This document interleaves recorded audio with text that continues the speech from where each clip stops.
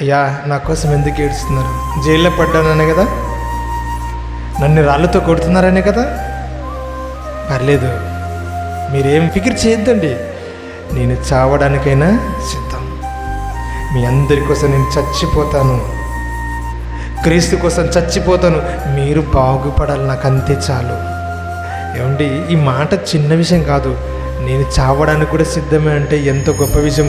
సేవకుడి యొక్క లక్షణాలు ఒక పౌలులో మాత్రమే చూస్తాం. చూడండి, సేవకుడు అంటే ఒక పౌలులా ఉండాలి, ప్రాణం ఇచ్చేవాడిగా ఉండాలి. ప్రాణం పోయినా పర్వాలేదు అనుకోవాలి, సిద్ధంగా ఉండాలి. దేవుని ప్రజలను రక్షించే విషయంలో ప్రాణం పోయినా పర్వాలేదు అనుకోవాలి. వద్దండి, డబ్బుల కోసం ఆలోచన చేయకండి, జీతం కోసం ఆలోచన చేయకండి, దశమ భాగాల కోసం ఆలోచన చేయకండి.